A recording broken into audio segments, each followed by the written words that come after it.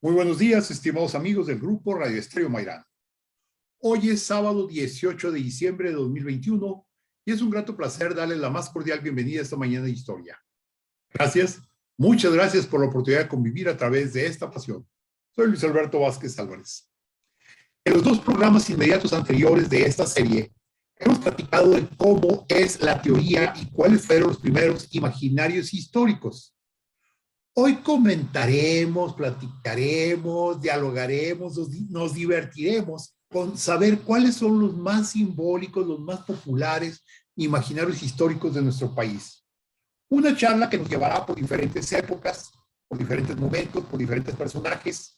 Y recuerden, distinguidas damas y caballeros amantes de la historia, que para nosotros escuchar sus opiniones nos enaltece, eleva nuestra calidad humana. Por ello les invitamos a que con toda confianza nos brinden su visión del tema y nos honren con ella. Con mucho agrado damos la más cordial bienvenida a nuestro distinguido y muy apreciado invitado, Miguel García Audelo, editor y profesor egresado de la Facultad de Filosofía y Letras de la UNAM, actual coordinador del Seminario de Historia en UNAM San Antonio, Texas, Estados Unidos. ¿Qué tal, amigos? Bienvenidos nuevamente. Gracias por la invitación. Y bueno, con música de fondo, precisamente para ambientar todo esto, vamos a escuchar una hermosa melodía que se llama Xochipitzahuatl, la flor menudita de música popular que se canta tanto en náhuatl como en castellano. Y bueno, Miguel, ya hemos hablado cuáles son los ingredientes para la creación de imaginarios históricos, así como los que hemos creado a lo largo de nuestra propia historia. ¿Cuáles son aquellos que se han posesionado con mayor firmeza en la mentalidad del mexicano? Ciertamente, hacer generalizaciones no abarca todo el espectro de la mexicanidad. Habrá quienes no lo aceptan, habrá quienes sí lo acepten como total veracidad, por decirlo de alguna manera. Pero creo que sí podemos hablar de algunos que han tenido éxito rotundo. ¿Cuáles son? Luis, muchas gracias otra vez por estar aquí. Amigos que nos escuchan, pues ya como hemos pasado, digamos, con los aspectos técnicos y hasta, digamos, duros de cómo reconocer un imaginario, ¿verdad? Yo reduciría los dos más grandes, ¿no? y que andan cundiendo por ahí, son citados, invocados de manera frecuente en discursos, en la educación, en todos los ámbitos que ustedes se pueden imaginar, que son la patria y el pueblo. O sea, esos son los conceptos que en sí mismos se han convertido en imaginarios históricos. O sea, si nosotros nos ponemos a revisar cómo ha sido la evolución de esas dos ideas, bueno, pues nos vamos a dar cuenta de que, como hoy concebimos a la patria, o sea, hace 300 y hace 500 años, pues era totalmente distinta, y sobre todo porque reúne en sí mismas muchas tradiciones que vienen de muchos lados. Vamos a ver cuáles son, pero en sí estos dos son, digamos, los dos más grandes imaginarios históricos, alrededor de los cuales han gravitado personajes, leyendas, acontecimientos, mitos, todo eso que pues de manera irremediable forma parte de la historia, ¿no? Y estos dos, tanto el de la patria como el del pueblo, ¿no?, pues se han posicionado desde el punto de vista político, desde la reflexión política. ¿Por qué? Porque surgen desde el poder y se han difundido pues con un solo objetivo, tanto patria como pueblo se han difundido con la idea de generar, de alcanzar, de lograr una homogeneidad, que en un país como este, como México, pues es indispensable. O sea, México es una nación en cuyos límites geográficos conviven muchas culturas. Entonces, lograr un consenso entre ellas, ¿no?, colocarles símbolos patrios con los cuales se identifiquen, y por ello estoy hablando de banderas, de escudos, de himno, ¿no? Es muy difícil.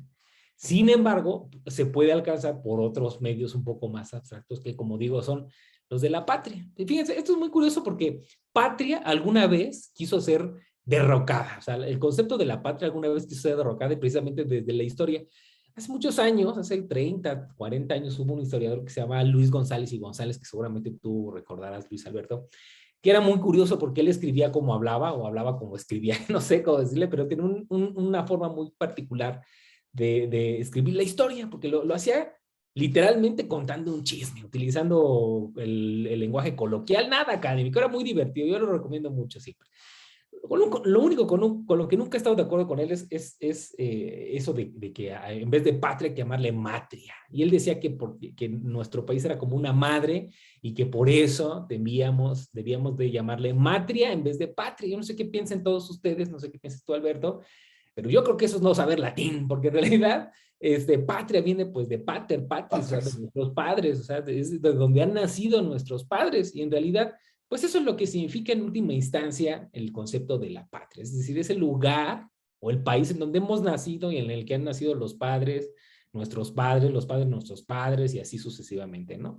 Y al cual estamos ligados por vínculos históricos y desde luego jurídicos, eso ya es una cosa ulterior, pero en realidad es una cosa jurídica. Hay muchos ejemplos. Miren, por ejemplo, de la patria lo tenía muy claro un personaje tan político como Maximiliano. Antes de que se muriera fusilado, él llegó a decir que mi sangre selle las desgracias de mi nueva patria. Es decir, él no había nacido aquí, pero se sentía más mexicano que Juárez. Entonces, ahí nos está hablando de que la patria es no necesariamente donde uno está, sino donde tenemos un lazo, un vínculo, y en este caso, en el caso de Maximiliano, pues era un lazo jurídico, porque era nominalmente el emperador de México. Y el otro, pues, digamos, la otra perspectiva de la patria es el lugar o comunidad donde una persona pues, se siente vinculada o identificada por muchas razones, entre ellas por la afectiva. Ustedes recordarán a esta famosísima cantante que se llamaba Chabela Vargas, que le decían, oye, pero ¿por qué dicen que usted es mexicana si usted nació en Costa Rica o no me acuerdo qué país de Centroamérica había nacido ella? Y ella contestó magistralmente diciendo que pues, los mexicanos nacían donde se les daba su gana, ¿verdad? Ocupó otra palabra que no la voy a decir por respeto al público, pero los mexicanos nacemos donde se nos da la gana, ¿no? Eso es el concepto de la patria, pero pues ha cambiado con el paso del tiempo. O sea, no vamos a hablar, por ejemplo, de la época prehispánica en donde la patria, pues una noción así como tan acabada, pues no existía, pues había muchos pueblos, muchas culturas, muchas cosas que ahora es muy difícil saberlo con precisión. Pero, por ejemplo, en el caso de la Nueva España, o sea, el asunto de la patria, pues se debía más bien a un concepto político, es decir, la creación del virreinato en el interior del Imperio Español, pues tenía dos niveles, o sea, uno como más visible, que era, por ejemplo, un padre como Hernán Cortés, y acaso una madre como la Malinche, que eso ya fue muy posterior, pero la patria en realidad era la monarquía y el padre era el rey, ¿no? Uno de los virreyes más famosos y poderosos que tuvo la Nueva España, pues fue Juan de Palafox y Mendoza, y él decía, pues que en las monarquías y los reinos, pues el buen vasallo no nace en su patria, sino en el corazón del rey, y a él solo se le debía dar todo el amor. Fíjense, o sea, ese era el concepto de la patria, o sea, no era el lugar, no era la ciudad, no, era la monarquía y el rey, que era como el padre. De hecho, Carlos III, más de 100 años después, decía que él se veía a sí mismo como un padre, y decía es que los pueblos son como niños a los cuales se les lava la cara y chilla por cuando les quieren imponer una ley, ¿no? Pero tienen que obedecerlo. O sea, es decir, la visión paternalista sobrevive durante mucho tiempo. Y digamos, esta visión de la monarquía como la patria, ¿verdad? Pues va cambiando conforme van avanzando los años, ¿no? Y ya nociones ilustradas en donde del siglo XVIII, en donde se le empiezan a añadir conceptos como la libertad, la igualdad y la fraternidad, pues la van transformando, van creando individuos, ahora sí, no sujetos que viven en el lugar, no, individuos conscientes del lugar en el que han nacido. Y prueba de ellos, por ejemplo, los jesuitas que se van a Italia, los jesuitas novohispanos, que empiezan a firmar con su nombre y dice mexicano o de patria mexicana. Es decir, es un nexo con la tierra en donde han nacido. Entonces, en general, la patria en el siglo XVIII, pues son hombres, ¿verdad? O sea, la patria en realidad son los hombres con quienes viven, con quienes se comunican, con quienes se ligan, ¿no? Y tienen costumbres, etcétera. Y poco a poco en el siglo XIX pues van cambiando, ya no es así como el individuo, sino ya son conceptos como la república, la nación, la ciudadanía, pues que vamos a ver bien representados, ¿verdad? Y en el caso de México, pues va a ser muy, muy particular porque el concepto de la patria pues va a estar asociado pues a bandos, ¿no? Y cada bando político pues va a traer un proyecto y cada proyecto pues va a conllevar un concepto de la patria, ¿no? Y cada bando va a emprender la defensa de la patria, es decir, de su propio proyecto, hasta que uno de ellos triunfa en 1867, y después va transformándose. La patria ya adquiere más o menos la forma como la concebimos, pero se le van añadiendo otras cosas. Por ejemplo, en tiempo de Porfirio Díaz, la patria era el progreso. En la época de Madero y hasta los años 30, pues era la revolución, pero un tipo de revolución muy cercana a Madero, Y de ahí en adelante la patria de la revolución. Y todo aquel que no estaba a favor de la revolución era antipatriota, ¿no? O sea, era estar a favor de la revolución, entonces era uno patriota, y si no, estaba uno en contra.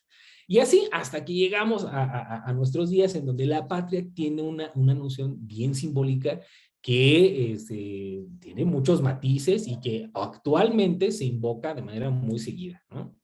Se invoca muy seguida porque se ha recuperado un concepto de patria muy cercano al del siglo XIX y es el que ahora ha predominado en los discursos políticos. Pero del concepto de la patria se ha derivado otro, el del pueblo, ¿no? Con frecuencia pues, escuchamos decir que el pueblo mexicano, el gran pueblo mexicano, y eso se nos ha quedado en el imaginario histórico, ¿no? En el imaginario popular, y a veces pues lo concebimos como un personaje que hace la historia, ¿no? El pueblo que hace la historia, o que emprende una revolución, o que emprende una lucha, etc. Pero en realidad, miren, este otro imaginario histórico del pueblo, pues, pues sí, pues puede asociarse con la población, con el país, con la localidad, o incluso con un sentimiento, porque también el pueblo es una pertenencia a un grupo o a una cultura en particular. Y bueno, pues ha sido muchísimas definiciones desde tiempos de Grecia y Roma, pero justamente la noción del pueblo ha transminado a través de los siglos gracias a la continuidad institucional que ha habido de las herencias culturales que hemos tenido de muchos lados, ¿no? Y entonces, esta idea como del pueblo, así como de un personaje, pues es muy moderna. Si ustedes, por ejemplo, ven la Constitución de Estados Unidos, dice nosotros, el pueblo de Estados Unidos, ¿no? Y entonces, en nombre de él se empiezan a hacer muchas cosas, y pues ya se imaginarán en el siglo XIX, pues que todo era imitación. Entonces, el pueblo, esa figura del pueblo predominó y fue la que se quedó en el siglo XIX, y parece que a lo largo de esta época se le invoca, ¿verdad?, como el personaje que el que lleva a cabo todo eso, ¿no? O sea, el que hace la independencia, la reforma, la revolución, el pueblo es el que construye el México moderno, el que restituye la democracia, etcétera. Yo no sé qué idea tengan ustedes acerca del pueblo, ¿eh? Que a lo mejor van a decir, pues mi pueblito, pues allá, mi pueblito es como es quizá donde ustedes nacieron, ¿verdad? Porque hasta tenemos frases como, allá en mi pueblito se dice tal cosa, allá en mi pueblito se dice tal, se hace de tal forma, ¿no? Es decir, lo asociamos a la comunidad, a la localidad, al estado, al país, pero sin duda el pueblo, o lo popular, que también tiene muchísimas acepciones dentro de la historia, pues se hallará donde esté lo más cálido, lo más íntimo, ¿no? Y dentro de lo íntimo, pues está, sí, las costumbres, las formas de vincularse con otros, pero sobre todo Dios. Por eso dicen por ahí, Vox Populi, Vox Dei, ¿no? Estos dos conceptos de patria y pueblo van a ser fundamentales para entender lo que vamos a hablar en la próxima media hora, después de comerciales, obviamente. ¿Por qué? Porque alrededor de estas dos grandes ideas van a gravitar, sin duda alguna, estos personajes que pasaron a la historia por alguna cosa curiosa, ¿no? Y que alrededor de esa cosa curiosa o alrededor de esa acción curiosa se empezaron a construir muchos mitos que no necesariamente son ciertos, pero que a la gente les gusta creer, ¿no? Y que tiene que ver, sí, con ellos, pero también la forma en cómo la gente los ve, la gente como la forma como la gente percibe esas épocas, pero sobre todo la forma en cómo la gente quiere entender esa parte de la historia. Por eso hablamos de imaginario, porque se refiere a eso, o sea, esa facultad de poder representar cosas que no existen. Es decir, yo como historiador trabajo con cosas que ya no existen, existen los documentos, pero ya las acciones, los periodos ya no existen, y necesariamente tenemos que transitar hacia la interpretación en donde definitivamente el asunto imaginativo tiene un papel fundamental. Y en buena medida, esto de los imaginarios históricos, por eso programas como este, ¿no?, y sesiones como esta son importantes para entenderlos. Y al final del programa voy a llegar a esa conclusión, pero es muy importante porque es la forma o la vía en cómo se le da el perfil a ciertas historias. O sea, por ejemplo, la historia de México no se parece a la historia del Perú, a pesar de que somos pueblos hermanos. Y definitivamente no nos parecemos a los Estados Unidos. Tenemos vínculos con ellos, así como con Europa. Pero cada historia tiene sus propios personajes y sus propios imaginarios que incluso definen lo que en el siglo XIX se llamaba el espíritu de los pueblos, ¿no? Y que les da por creer en tal o cual cosa, en definir la historia de una manera y no de otra. ¿Por qué? Porque así responde, como digo, a lo que está en el interior de las personas. Sí que la escriben, porque créanme, la historia escrita tiene muy poco impacto en esto, ¿no?, sino más bien en la forma en que la gente siente la historia, ¿no? Pero de eso vamos a hablar. Qué interesante, fíjate qué maravilloso. Aquí yo quiero, mientras tú hablabas, yo recordaba detalles de la literatura, en particular la poesía Claro, patriótica, por ejemplo, Ramón López Velarde con La Suave Patria, o Antonio sí. Medis Bolio con Manelik, en Ah, donde encontramos los dos conceptos, ujú. el de patria y el de pueblo. Pero hasta se les da, pero fíjate que en esas obras también se les da figura, se les da forma, se les dota de una persona, ¿no? Y que incluso pasa a las artes plásticas y tiene rasgos muy particulares. O sea, por ejemplo, la idea de la patria en los murales, por ejemplo, del siglo XX es esencialmente indígena. Pero Así es. obedece una razón histórica, por supuesto. Y el del pueblo, ¿cómo lo vemos representado? Siempre con un arma o una machete en la mano, ¿no?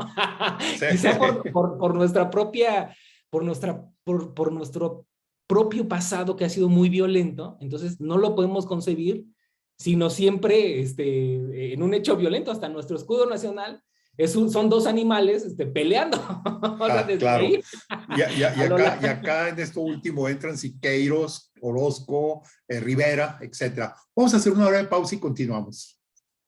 Regresamos a Diálogos con la Historia. Estamos platicando con Miguel García Audelo, historiador de la UNAM. Nuestro tema de hoy son los imaginarios históricos, precisamente los más simbólicos, los más representativos, los que más escuchamos.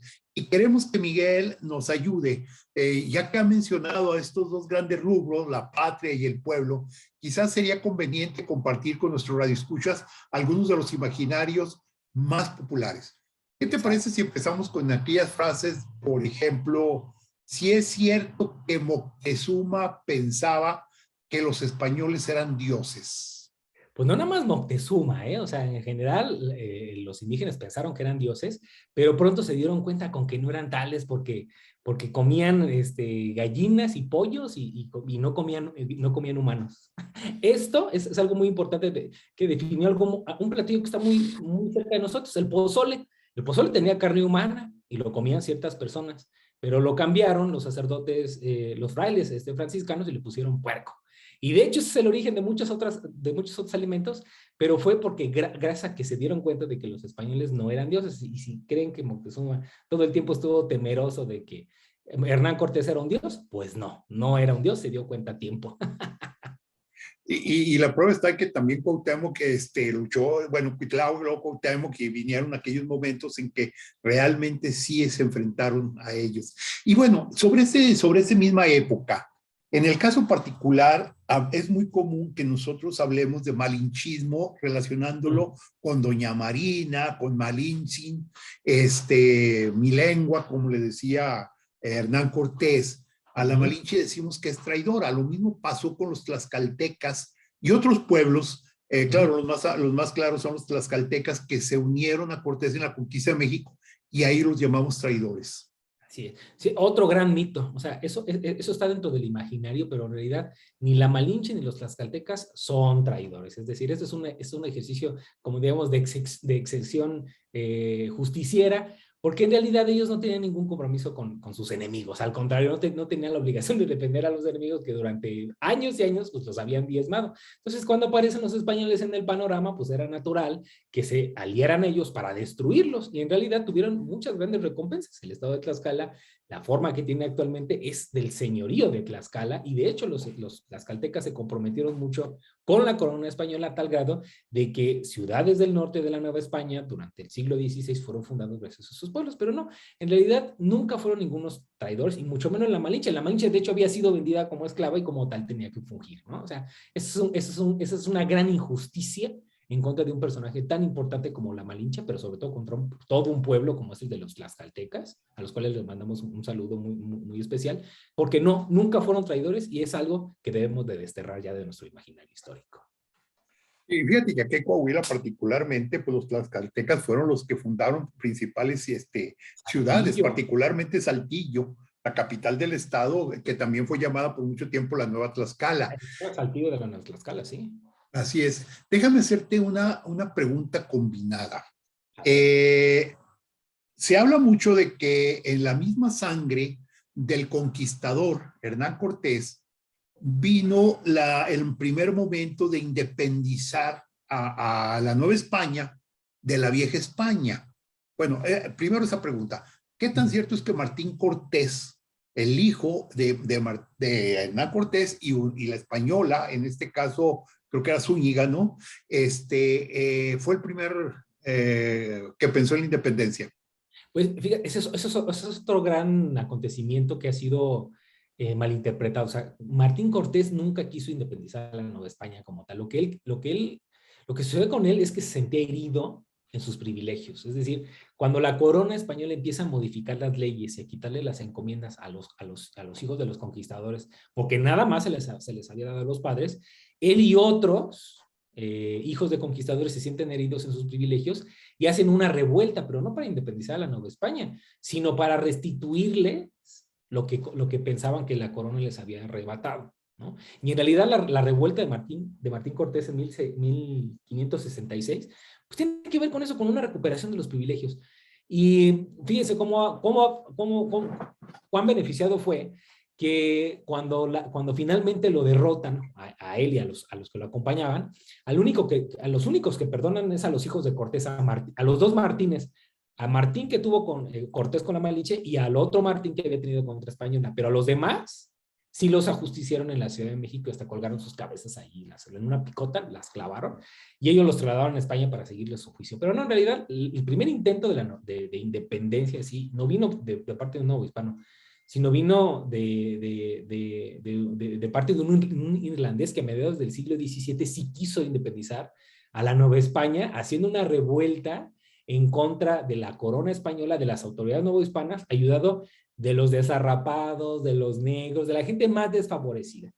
Pero Guillén de Lampart, que así se llamaba, no tuvo éxito y lo logran sofocar. De hecho, no se sabe qué pasó con él, con su cuerpo, pero al interior de la columna de la Independencia hay una estatua de Guillén de Lampart recordando este antiguo precedente, 150, 160 años antes de la independencia de México, que inició Miguel Hidalgo, y resultó muy significativo por lo pintoresco que resulta, ¿no? Ahora déjame hacerte una pregunta muy tentadora, muy problemática. El caso particular de la Virgen de Guadalupe. Quiero aclarar antes un detalle. La Virgen de Guadalupe no es un dogma de fe católico. Que quede claro que incluso la Iglesia Católica Mexicana no establece la obligatoriedad de ser guadalupano. Puede ser católico mexicano sin creer en la Virgen de Guadalupe. Pero la pregunta va enfocada en el aspecto de conquista.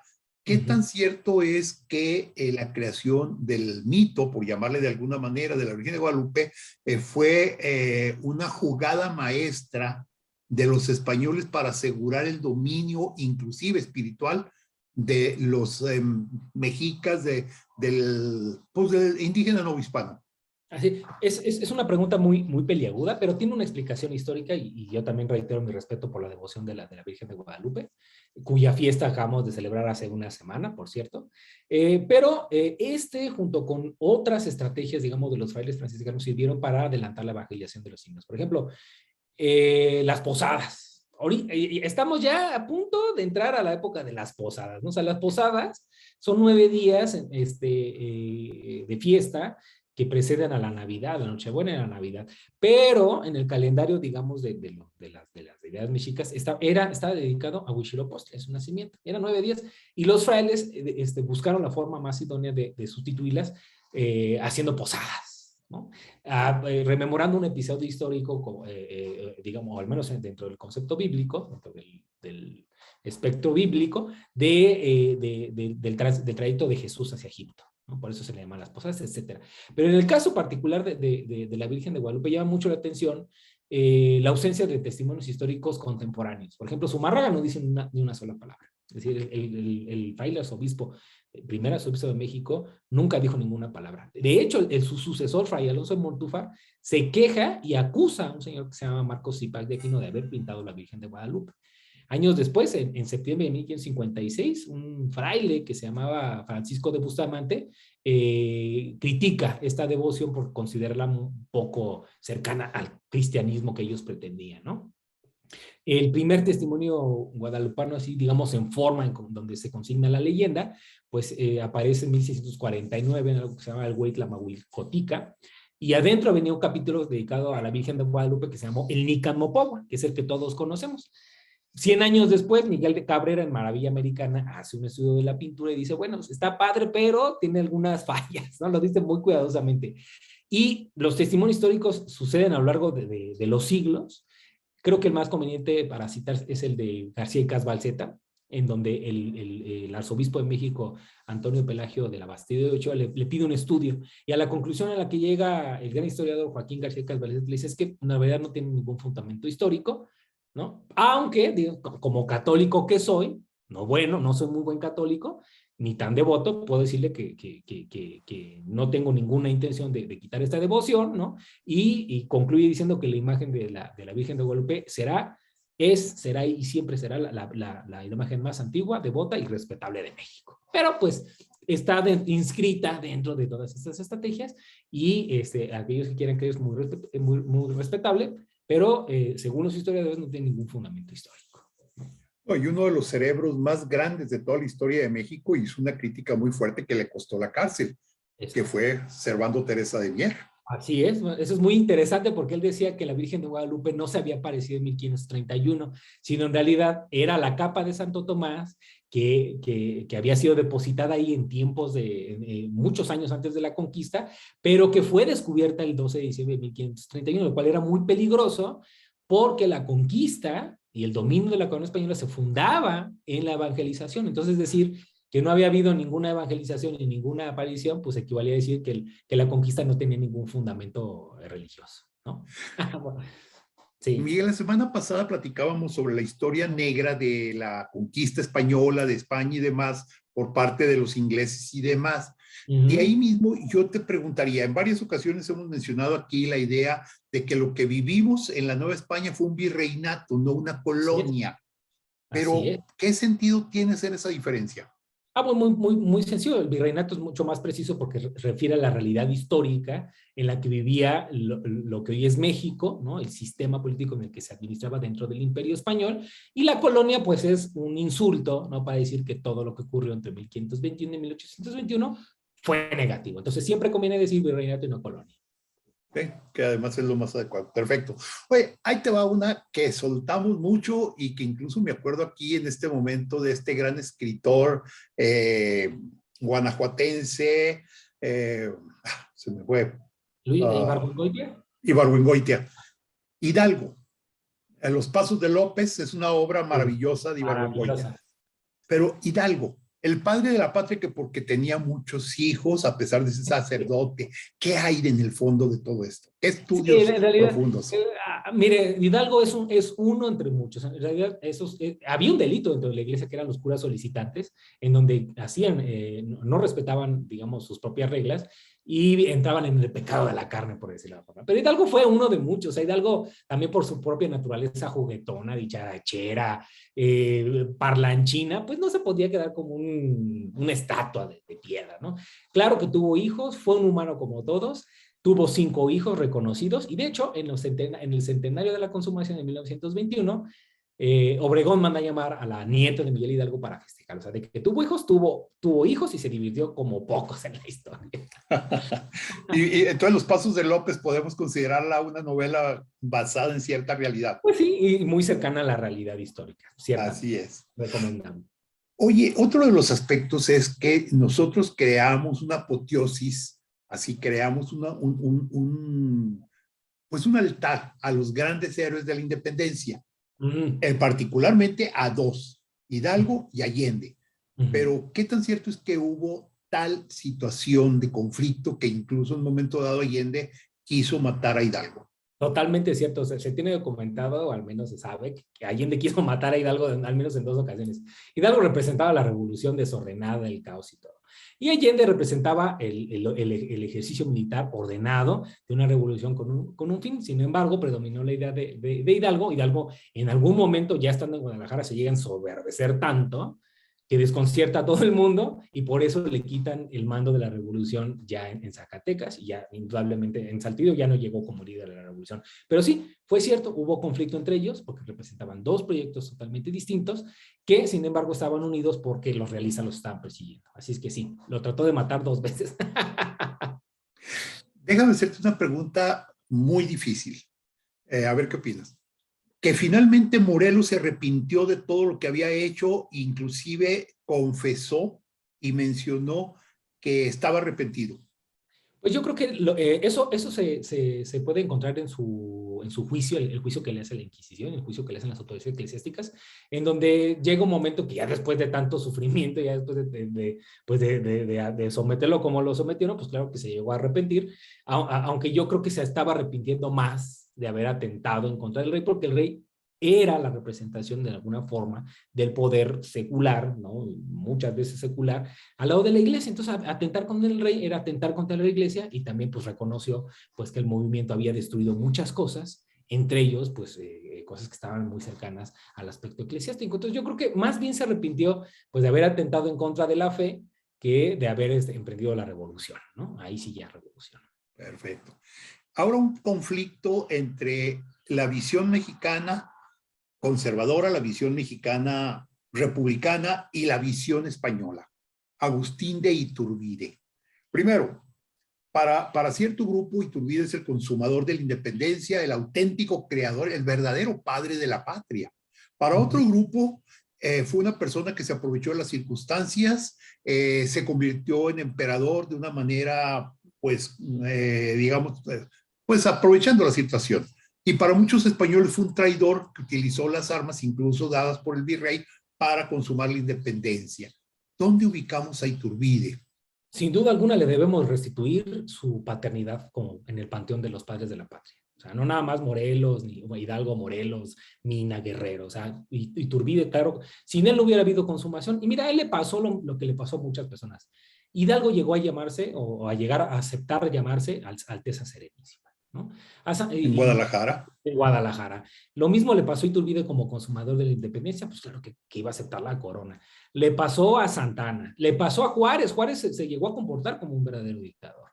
Lo mismo le pasó a Díaz y a todos los presidentes que vinieron después de él. O sea, cuando llegan al mismo Napoleón, que era el ejemplo de la Revolución Francesa, se coronó emperador. O sea, son contradicciones que se explican porque son personajes de su época y realmente no tienen casi otra opción más que hacer lo que tienen que hacer. La forma en cómo los juzgamos, bueno, pues ya depende de nuestros principios, como lo hacemos desde el presente, pero pues sin duda es uno de los padres de la patria, se le debe de restituir su paternidad, y pues hizo lo que hubiera hecho cualquier personaje, incluso tú o yo.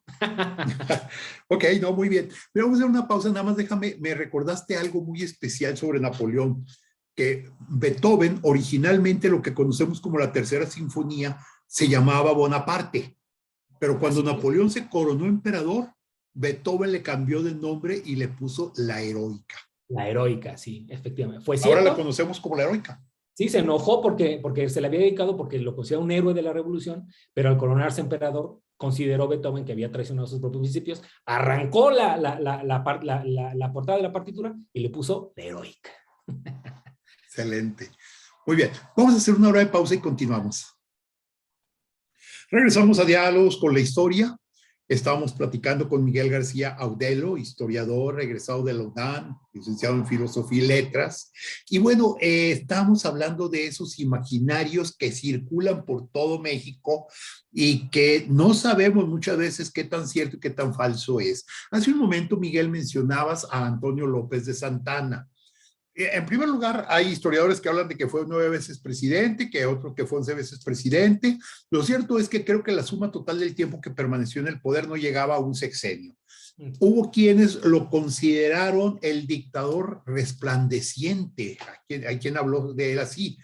¿Qué opinas de Santana? ¿Quién fue Antonio López de Santana? En primer lugar, un hombre de su tiempo. El igual que todos, como Hidalgo, como Iturbide, le tocó vivir una época muy difícil. El ejercer el poder de manera omnímoda y vertical era la única opción que tenía. Se dice mucho de él, o sea, por ejemplo, que era muy odiado. No es cierto, o sea, era benemérito de la patria desde 1829, era casi el único, digamos, caudillo al cual se podía acudir para que salvara la patria, ¿verdad?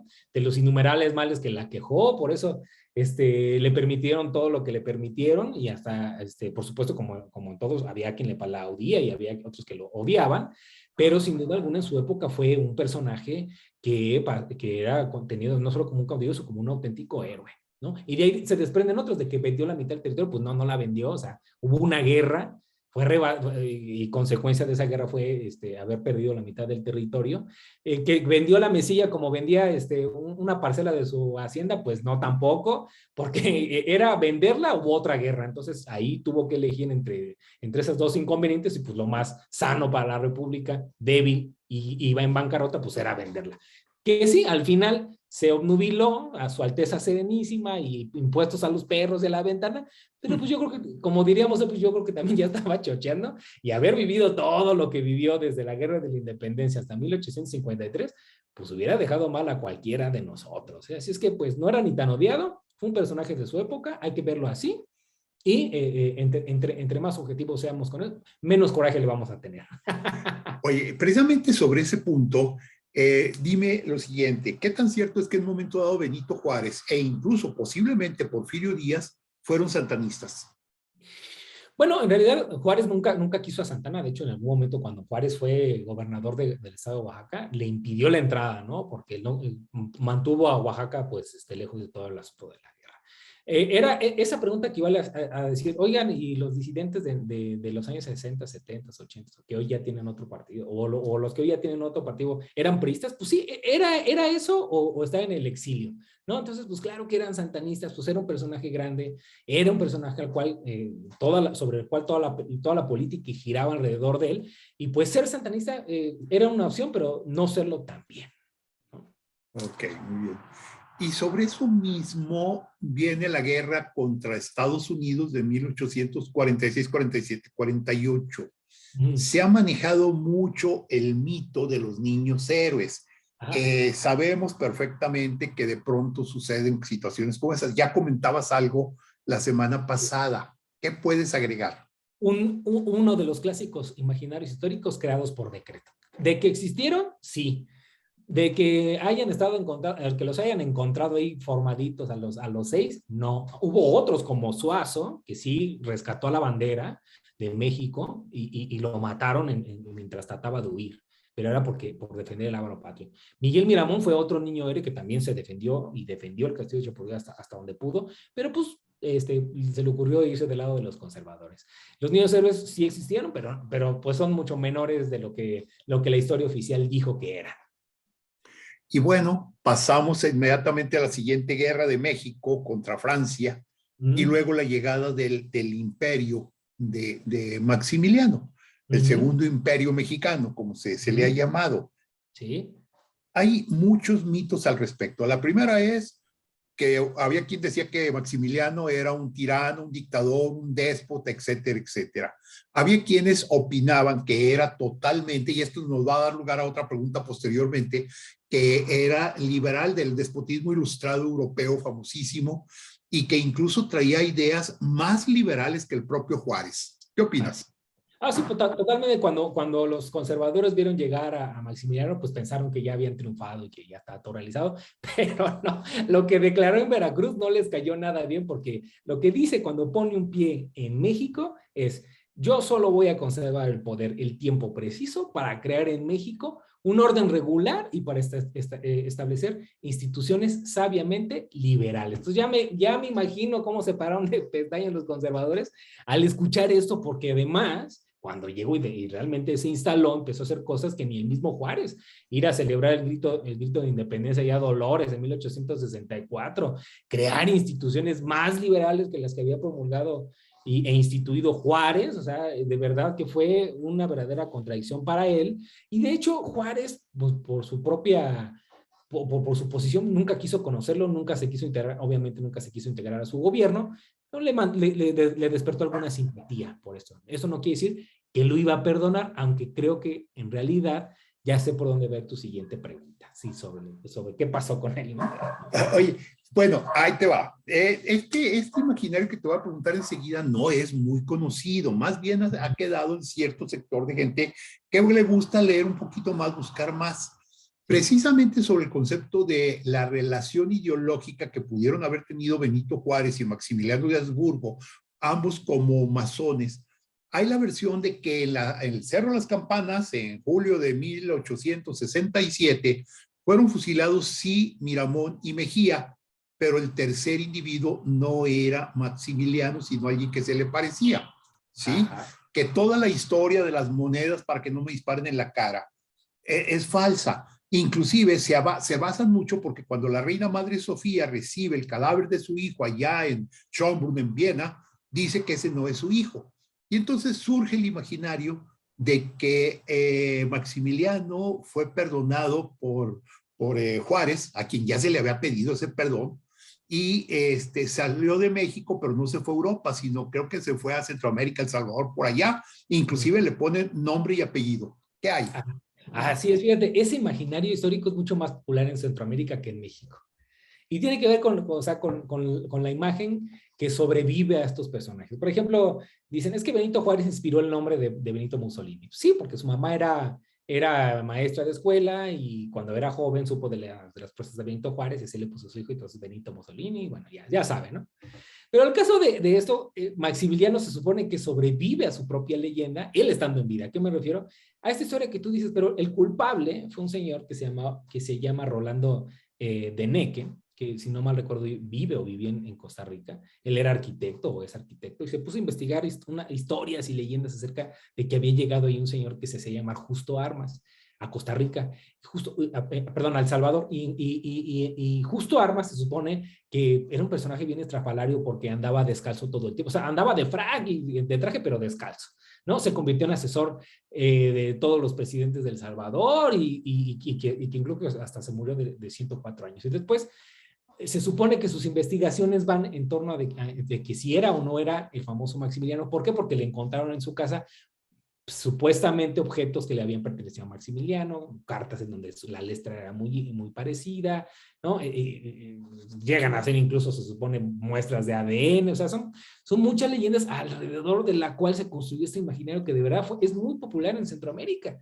¿Qué pienso de eso? Pues yo creo que no es cierto, o sea, Juárez no lo mató, o sea, él decía, respetuoso como era de las leyes, que él no lo estaba matando, lo estaba matando el Estado, o sea, las leyes mexicanas que habían sido perpetradas y quien lo mataba era el Estado mexicano, no él. Si de Benito Juárez hubiera dependido la vida de Maximiliano, probablemente igual lo hubiera perdonado, pero no dependía de él, o sea, dependía de un consejo de guerra, de leyes, que estaban más allá del alcance del propio Juárez. Ahora, ¿qué pasó cuando, sobre esa expresión de su propia mamá, cuando lo recibe y dice, es que no es mi hijo? Pues es que eso tiene que ver con la desgracia que siguió al cadáver de Maximiliano, o sea, recibió numerosas embalsamaciones, en el trayecto se les cayó en un río, se empezó a pudrir, maltrecho llega a Veracruz, se lo lleva, o sea, llegó verdaderamente mal, o sea, es un milagro que haya llegado más bien, ¿no? Es un milagro, entonces imagínense en un cuerpo tan maltrecho y tan acabado como fue el del pobre cadáver de Maximiliano, pues imagínense si alguien lo iba a reconocer. En conclusión, bueno, que son de esas cosas curiosas que a la gente les gusta hacer. O sea, este señor Rolando Denech no es historiador, es muy entusiasta de la historia, pero eso no significa que pueda llegar a conclusiones a las que se llega por un buen método o una investigación. Y más bien responde pues a las cosas que nosotros queremos oír de personajes a los cuales queremos ver vivos. Lo mismo pasó con otros personajes, o sea, guardando las proporciones, porque ahorita está de moda. Hitler, o sea, también se dice que Hitler sobrevivió a la Segunda Guerra Mundial y que se fue a Argentina y que vivió, ¿no? Pues sí, pero es que también eso obedecía muchas cosas políticas, en el sentido de que si el comunismo, por ejemplo, llegaba a imperar en Europa, solamente con un discurso, Hitler podía levantar otra vez el lado occidental. Y por eso mantenían esa versión de que se había escapado. Y de hecho, los mismos comunistas, Stalin, promovía que Hitler había sobrevivido cuando en realidad pues tenían pues los huesitos y el cráneo ahí balaceado en Moscú. Entonces son cosas que a la gente le gusta creer porque le gusta, o sea, le gusta escuchar, le gusta creer eso. Y ahora que llegamos a la Revolución Mexicana seguramente voy a tener algo que decirte. Bueno, sí, pues yo quería preguntarte antes acerca de Benito Juárez, de quien se dicen tantas y tantas cosas, tuvo muchos detractores y tuvo muchos que estuvieron a favor de él. Hubo quien dijo de su gente que había un dictador. Porfirio Díaz se levantó en la noria contra él por la reelección continua y se dice que si Porfirio Díaz no se hubiera muerto todavía seguiría de presidente. ¿Qué hay de fondo en todo esto? Pues sí, la realidad no, Juárez nunca quiso devolver los poderes al Senado, se los tuvo que ya devolver porque ya no era, ya nomás no le quedaba de otra. Tuvo pues decisiones políticas muy poco acertadas, ¿no? Ya habíamos hablado del Tratado de Magleno Campo, pero en realidad sí se llegó a comportar como un dictador, y eso es algo que la historia oficial casi nunca dice, ¿no?